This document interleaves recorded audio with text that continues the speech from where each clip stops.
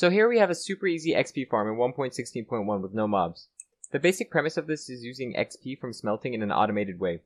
Before we start, I just want to say that if you found this video helpful, consider liking and subscribing for more content.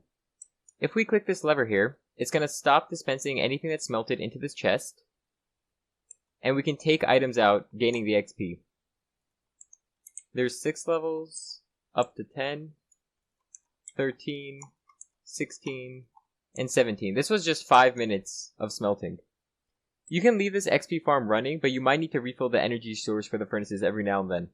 Speaking of the energy source, you can use coal or lava buckets for their energy efficiency, as this design incorporates an ending chest which would collect buckets in case you decide to use the lava buckets as fuel. However, you can use anything you want, and I'll show the lava buckets being used at the end of the video. Here's all the items you're going to need for this build.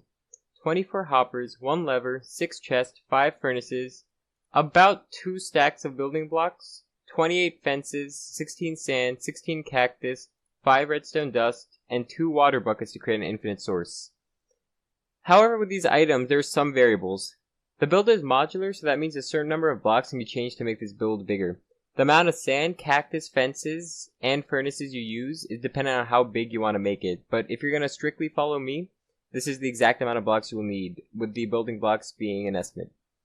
Also, the energy supply you choose to use is not accounted for within this chest.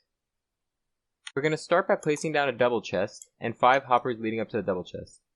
The double chest serves to collect any leftover materials from the furnace. We're going to put down all of our furnaces on top of the hoppers, and put down another set of hoppers right on top of the furnaces. Afterwards, we're going to set up our redstone contraption and just cover all the hoppers with stone blocks, and just place the redstone down. And put the lever down right next to it, and if we press the lever, we can see that the redstone works. Afterwards, you're going to just build a 2x3 square right here. And build your hoppers, 6 hoppers pointing into the stone block.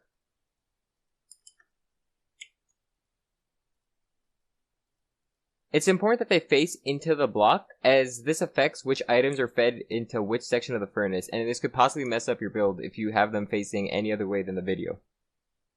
You're going to put a double chest at the last hopper, and this double chest is going to end up collecting the cactus after we build our cactus farm.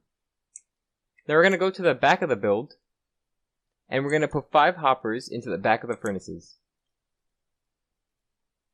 After this, we're going to go up here and place down another 5 hoppers, but once again, they're going to face into the wall.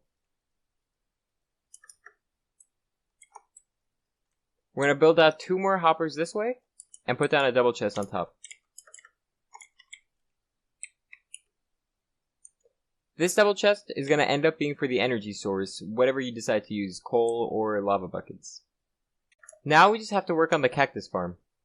To set this up, just put 1 hopper facing into this chest, and build 8 blocks out for optimal water flow.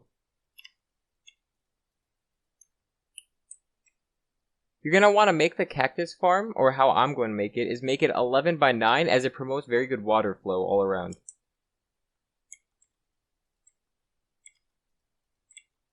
Here's what the 11 by 9 should look like when you're done. 11 this way, and then 9 this way. We're going to wall off the edges to make sure that none of the cactuses fall out when we're harvesting them.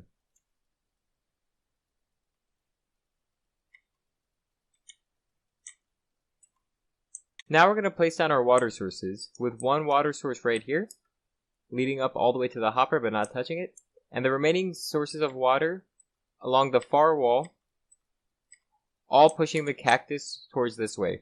As you can see, all the water flow will make any cactus that's spawned drop off into this hopper. Now to build the rest of the farm, you can just start by putting your fences 2 away, and then making a grid of each fence 2 away from each other, as so.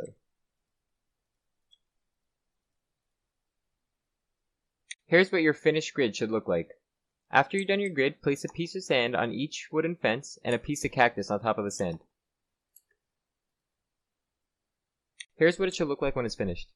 To finish off the build, we're just going to want to put 1 piece of fence between each cactus, like so, to make sure that when the cactus grows, it breaks off, and then we can collect it via the water stream.